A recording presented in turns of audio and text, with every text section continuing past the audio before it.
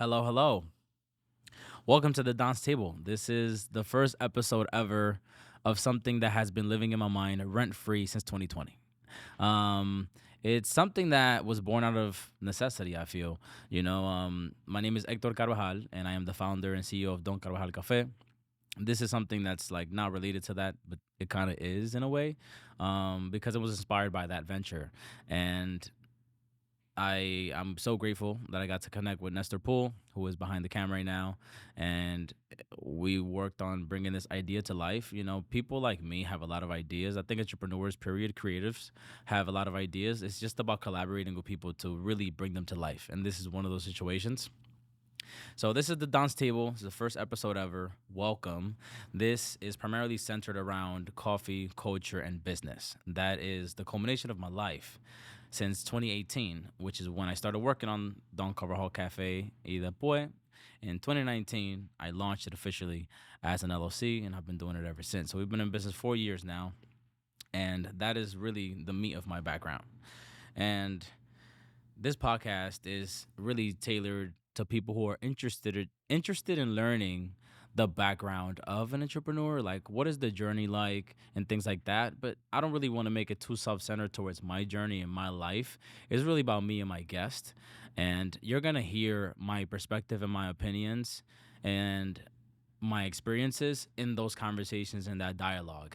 And we're gonna have different guests from many different industries, many different backgrounds.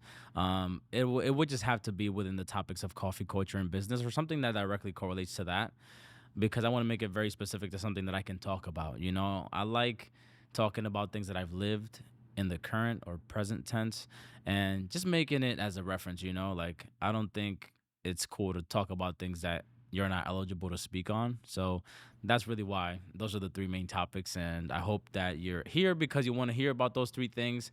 And we're going to have really cool people on this podcast. The guests are really just my friends. Like, I've been doing this for 5 years, and I've met such cool, dope, down to earth people in this process. CEOs, founders, regular people who work at a desk. Just, there's nothing wrong with working at a desk. You need to hear the janitor and the CEO's perspective. You know what I mean? And this is what that's what this is really about. Coming from Dominican Republic and being an immigrant myself, like, we need to hear all these perspectives. Being Dominican, being young, a lot of people don't even listen to me when I'm in the room. Well, maybe now they do because I've been on every media platform in the world. But when I started off, people didn't really want to listen to me. So this is the first time that I dedicate something to myself. This is my own platform. This is the first time I tell my story outside of Instagram and Twitter and all these social media platforms. I've been on a lot of podcasts. I've been on many different news channels. And, I always wondered, man, I do all this for other channels, other medias. Why don't I do it for myself? And that's sort of how we landed here. Why did I create this podcast? When I started in 2018, I felt like we needed this. I needed this. And the same way I launched Don Carvajal Café in 2019, I created that because I felt like it didn't exist. It was a need in the world. Entrepreneurs create solutions to problems. And I feel like I'm doing that right now. Like, this is a passion project. And everything that I've done is always because I really want to do it, and I feel like I'm bridging a gap for people.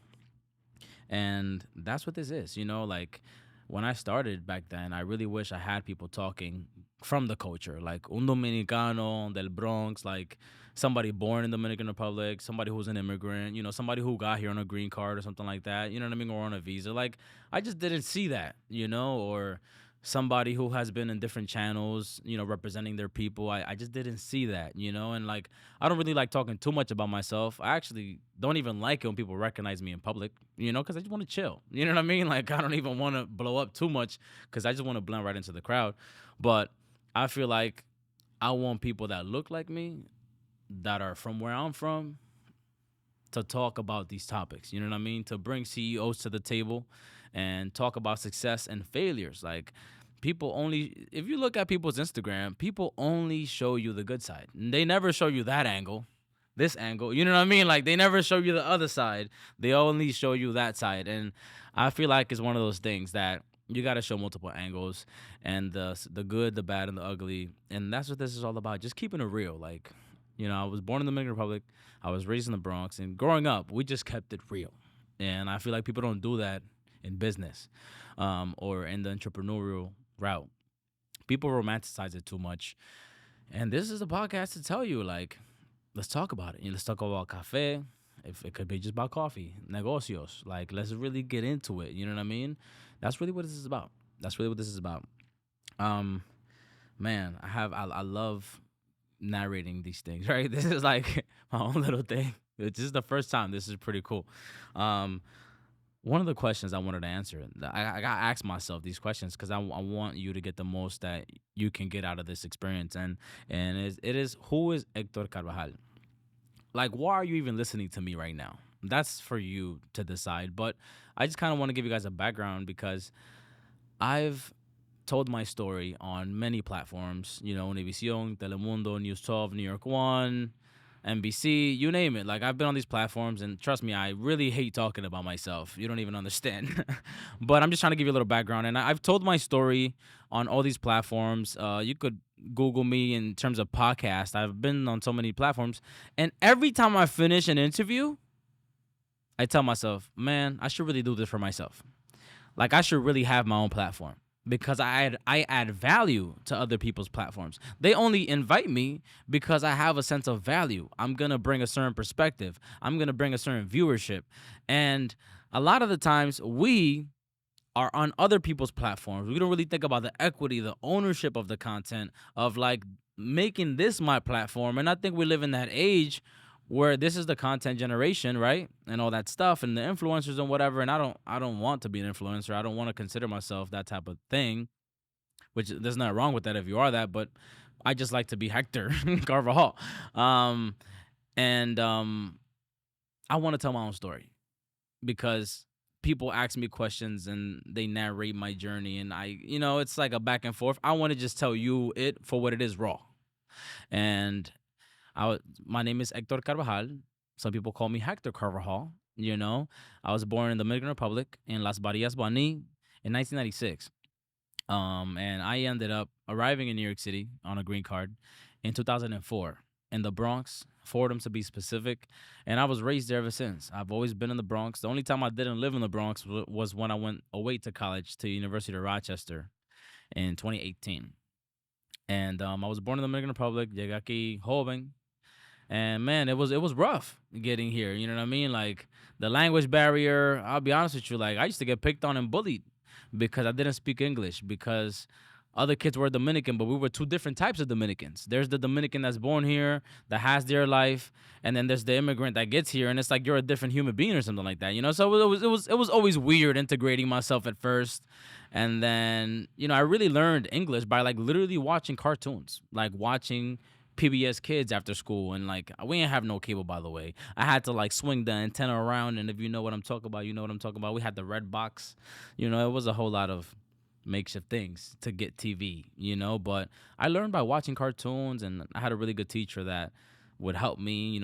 I had this teacher that made me a booklet, and she would put things like onion and like pineapple, and then she'll make me get the circular from the supermarket, and she will make me find that fruit and cut it out and put it in the book. It was just like something I'll never forget, because she will stay after school to help me. But it was very challenging when I got here, man, and it was really tough. And at some point, I finished elementary, got to high school. High school, it was interesting. That's really where I found myself, because you're just trying to be cool. You just want to chill out. You know what I mean? And going to school in the Bronx, you deal with gang violence, which is, it's just, to me, that's kind of normal to a certain extent. You got rival groups and things like that. And then I was never down with that. A mí me enseñaron que tú te mueves por la mano derecha. You do things the right way, come from a very traditional Dominican family, where you just don't do bad things. you just don't do that kind of. You just don't rob. You just don't steal. You just don't do that. You help granny walk across the street. That's just kind of how we roll. We're campesinos. And high school, got mixed in with the wrong kids, cut classes. At some point, I ended up dropping out of high school. And my mom found out that I wasn't going to school, I wasn't doing homework, I was hanging out with the wrong kids. ¿Y pa' qué fue eso? You already know my mom, well, 2 flights DR, took me out there. And she basically told me, listen, you're not doing good in school. You're hanging out with the wrong kids. And I don't want my son to get lost in what the beast of New York is. And she sent me to the Dominican Republic for 6 months. Pal campo, took my passport away, took my green card away, took my state ID away. And I was just stuck there, like literally just stranded. But I was fine. Like I was in my family's house, tu sabe, with the tias and tios and cousins or whatever. But we're campesinos, so like I ran out. I brought like a few $100s with me, and I ran out of money. And I called my mom, like, "Hey, can you, mándame unos chalitos por ahí? And what you need money for? I want to buy a soda or take my cousins to the internet center. By the way, we didn't have no Wi-Fi. We had to go to the internet center to get on Facebook and chat with our friends back then. This is like 2013, 2014, and she was like, "Well, if you really want to make money, tú tienes que trabajar. We have onion crops, we got watermelons, mangoes, whatever." So I literally had to get up at like 5 in the morning every day to go make money. And at the end of the day, I will make like $10. I'm talking about like 6 a.m. to 4 p.m., $10 a day of hard earned labor. I was just like, bro, this can't be life. This cannot be life.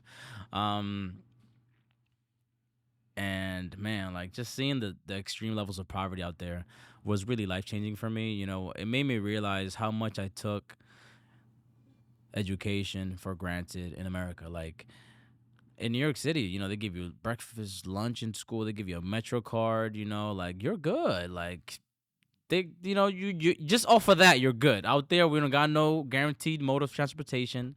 We did have like a muffin for breakfast or something like that, but like it's not the same. The resources are not the same between over there and here, and it just made me realize how much I was giving up by hanging out with the wrong kids, by not doing the right thing. And 6 months later, my mom brought me back and I reintegrated myself into high school. I went to a transfer high school. It was Bronx Haven High School in the Bronx, where I met great people like my friend Harry, who I'm still with to this day. He's actually helping me out today.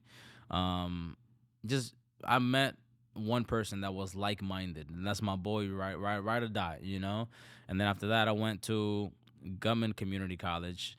I sat down with my counselor in high school, and he's like, well, you're about to graduate, what's next? And I was like, well, I promised my mom I would graduate high school, and I did that. Like, I'm about to do that, right? So then I told my mom, like, that's it. Ya te cumplí. I did what I had to do. And she's like, well, now you graduated high school. Well, you might as well go to college. And I was like, well, not one of us has gone to college before. So how does that work? So then I started talking to my counselor, and it was like, oh, well, we have these different options. And I was just like, well, I really like this high school. I want a college that kind of feels like that. Like the support system was there. The teachers are great and things like that. So then we ended up on Gumman Community College in Manhattan. And I wanted to go to school in Manhattan because I always believed in leaving the neighborhood, because all I experienced in my neighborhood was bad things. I got arrested when I was like 16 for like a cop thought we were being loud and just on the block. Like we were on the block. You know what I mean? Just being loud. I didn't have anything illegal on me. I wasn't doing anything.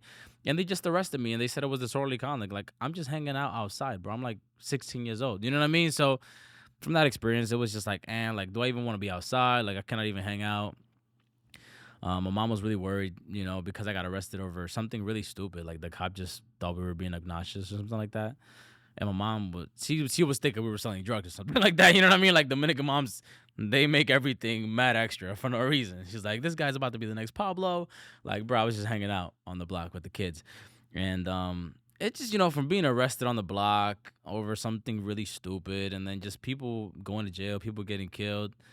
It was just like, I don't really like it here, like let's try to switch it up. And when you look at movies and documentaries and things, like Manhattan is where it's at. Wall Street, you got Times Square, you got Fifth Ave, it's money all over. I'm like, you know what? I want to go to school in Manhattan because I just might bump into somebody on the street that could change my life. Where I'm from, I might bump into somebody and they'll kill me. But I'm like, let me switch the scenery. Let me go to Manhattan. I'll take my train ride, hour and 20 minutes every day, each way. And I used to wear a suit every day to school. I started living the life that I wanted to envision myself. So became a part of student government and things like that. and just, just put myself in an environment that I was like, yo, like this feels good. I'm looking at successful people every day. I'm in the environment. This is where it is. And came back, did my thing, went to college, got my associates at Government Community College. Then I got a scholarship to go to University of Rochester. And that, my friends, is where the magic happened. So I've never been in a space where I felt so taken care of, right? Like just I was chilling. I got there, I don't know if you know, but you get a meal plan. I had a dorm room. My first semester I had a roommate. Then the second one I didn't. I was on my own, and like the whole time I got there, I was studying business with a concentration in marketing, and I always felt like I had the street smarts. You just have the street, being Dominican and then being raised in the Bronx or being born in the Dominican Republic. Uno nace con un tigueraje, and then you grow up in the Bronx, and you just know how to move in the streets. You know where to go, where not to go, and you just get street smarts along the way. You just grow up in the hood. You just kind of learn survival in different environments, and you just learn tactics. So I felt like I had that already. So then I was like, okay, if I get the book smarts, that just might be a lethal combination.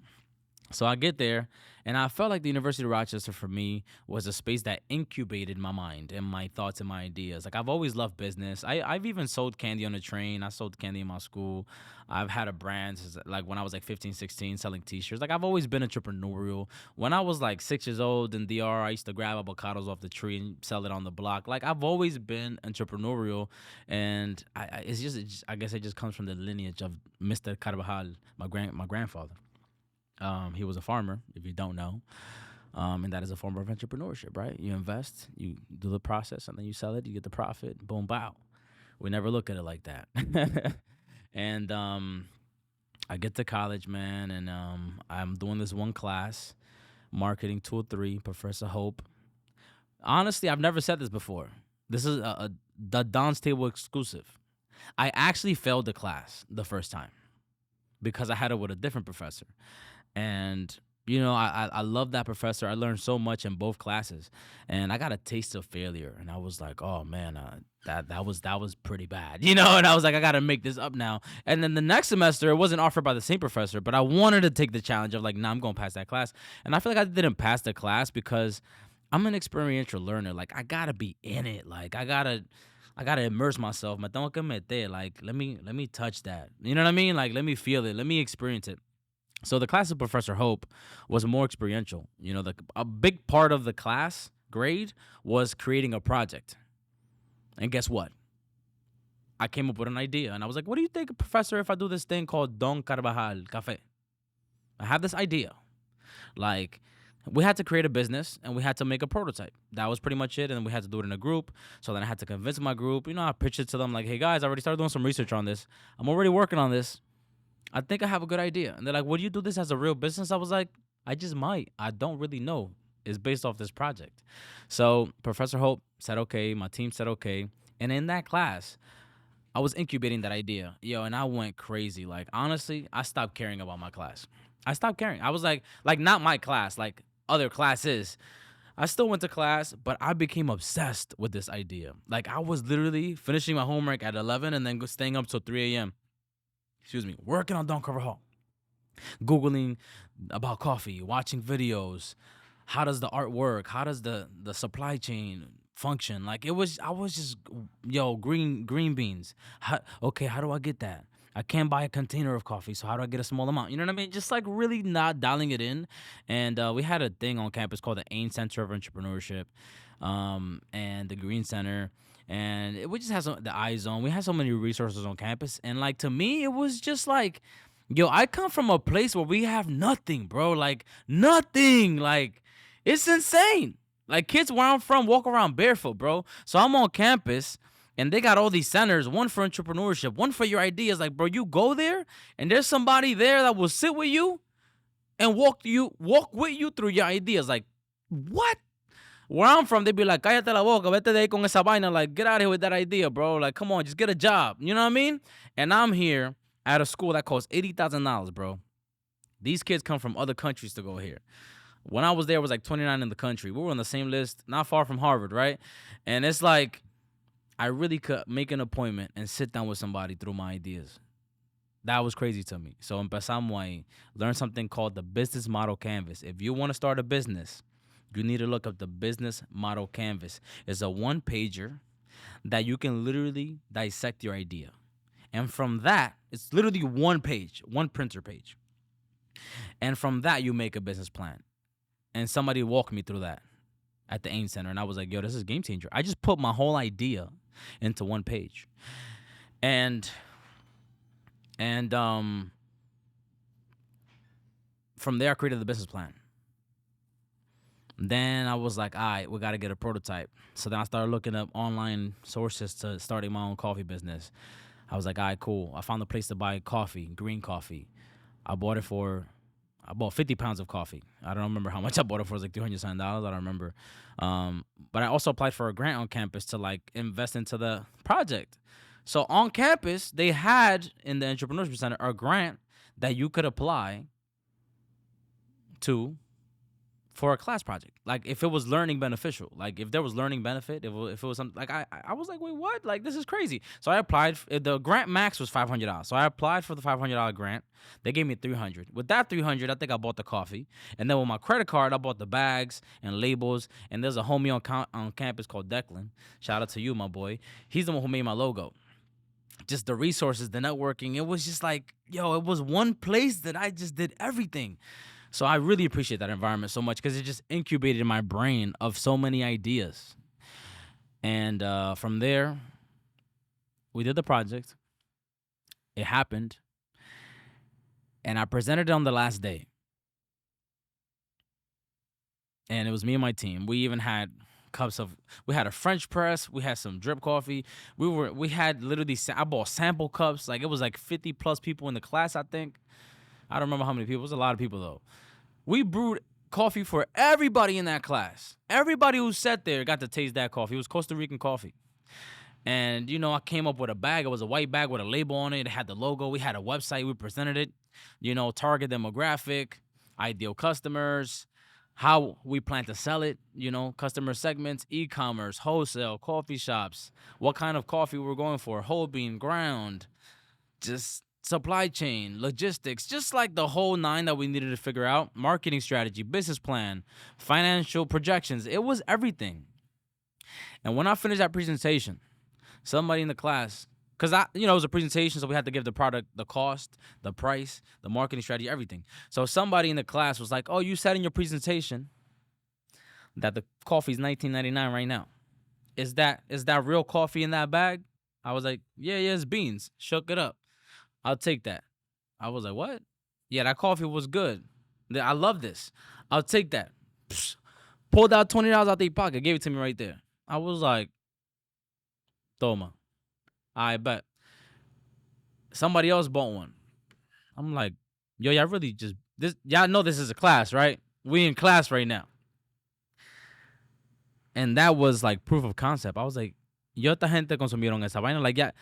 I was like, Professor, you looking at this? You know what I mean? Like, they just really bought the idea in class. Like, this is class. This is not real life.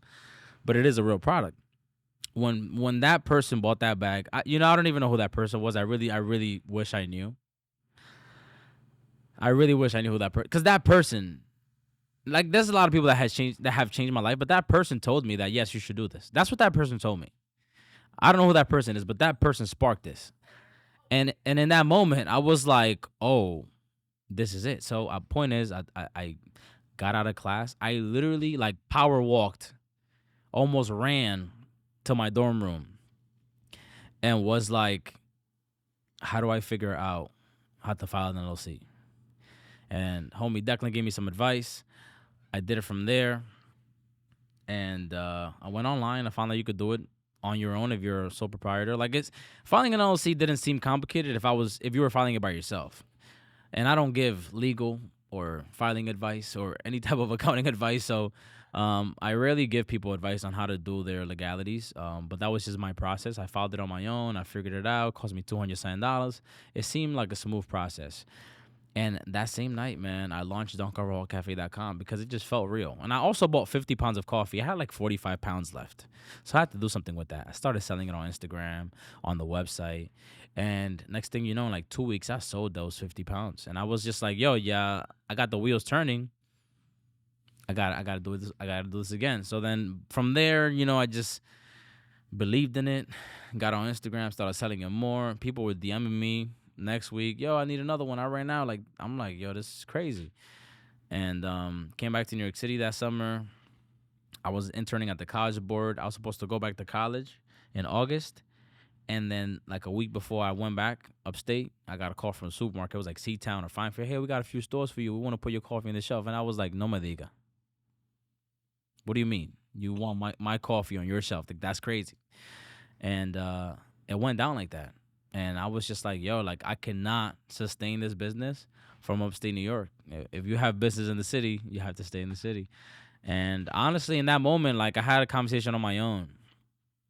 And I was like, at some point, I was like miserable. At some point, I was miserable in like college because it was just like, at some point, like, it's all the same thing. But I was the happiest when I worked on anything Don Carvajal Café related. It was like, yo, I had this idea and I invested in it, and it just came to life. Like, it was like something in my imagination. Like, it just blew my mind that I could think of something and make it turn into real life. And yeah, man, from there on out, I've been grinding it ever since. So I just wanted to give you guys a background, like the detailed background, and the more details will come out from the journey. But that's kind of how I got here. It just all started from early on. I've always been entrepreneurial. I've always loved business. My brother has always done different types of businesses. He's failed, he's succeeded, he's successful now. But he's a very low key dude. You probably never find out who he is. Um, but that's the journey. I just wanted to tell my own story on my own podcast, on my own platform, and you'll hear more from me. In terms of how I got here. And yeah, that's how I built Don Carvajal. That's there's many more details to how I built Don Carvajal, but that's the primary foundation of how I got here. How I got to America. How I took advantage of the opportunities in terms of college. And yeah, man, like, I just know that this is gonna be a great ride. So I appreciate you guys for getting on the pod, joining me. This is going to be great. I already have people lined up for this podcast that I cannot wait to have them on here. My goal for this podcast is to be very consistent. We're gonna keep this short and sweet, 30 to 45 minutes. 30 minutes if it's me, 45 minutes if we have a guest, because the guests are going to be jam packed with information and gem drops, and it's going to be real. Yeah, the first of every month. I have a very busy life. Like, you already know. I actually, I'm the founder of Don Carvajal Café. I consult for other people as well, people who need help with their branding or getting things right in their coffee business or in their business period. I don't really do that much. I like to focus on my own business. Like, I will get to where I want to get to by focusing and investing my resources into myself and into my business. But sometimes I like to help people, not sometimes. I always like to help people, but sometimes I take time out of my day to help other people. But sometimes you can't give away too much of your bricks because you're never gonna build your house. So I have a very busy schedule. I work for myself, Don Carvajal Café. I work part time at a roasting production facility.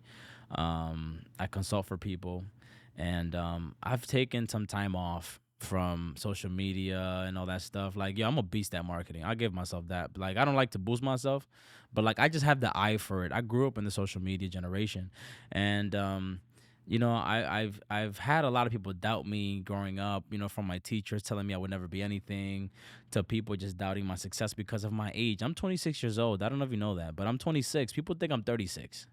I'm 26 years old, but I move like I'm 36. I just don't believe in like wasting time or like not being intentional. This is a very intentional moment. This is a very intentional podcast. I want you to gain something from this, and that's my goal of everything. So all that to say that it will be the first of every month. I'm a very busy guy, and I think that's enough for me to give you guys. and we're back. I've taken hiatus from marketing and from the business a little bit in terms of the marketing stuff, and we're back. So this podcast is the first of it. Don Carvajal Café is doing a rebrand and it's gonna launch very, very, very soon, like probably before this podcast drops, September 1st. This is pre-recorded right now in August. Today is August. I don't even know. We're about to find out right now. August 12th. August 12th. September 1st. You already know. October 1st, you can expect one. November 1st. The first of every month, you could expect that. And we're not going to take much of your time. But yeah, if you have any questions, comments, concerns, DM me. DM the Don's Table on Instagram or any platform that you're hearing this on. And let us know, like if you have guest suggestions, I'll take that. Honestly, I'm not saying I won't take it, but I'm primarily bringing my friends on here. Like, these are like business relationships, but these people have become my friends and family, because that's what happens in this journey. You experience things with people that you don't even experience with your family. You know what I mean? People do things for you that your family wouldn't even do, and they don't even know you like that. And those are the kind of people that I'm bringing on here. Just people who I really vibe with and who I connect with. And it's just organic. You know what I mean? Like, I'm not bringing people on here for clout or for buzz. It's people who you probably never even heard about, but they're so impactful and important. You know what I mean? Like, they change people's lives. Those celebrities a lot of people idolize don't do nothing for anybody. They're just a celebrity that just does nothing. And I respect that. If that's how you choose to live your life, that's cool. But I want intentional people on here. And that's it. And people who we just vibe with. Local people who are from different countries, different backgrounds, different communities. That's the vibe. So let's wrap it up, baby. I'm going to take one last sip of coffee, close it out. But this is it. That's it. It's the Don's Table. First ever episode. Thank you for tuning in. Thank you for giving me your time. I highly appreciate that. Time is everything. It was a thought earlier, but I never said it. Time is everything.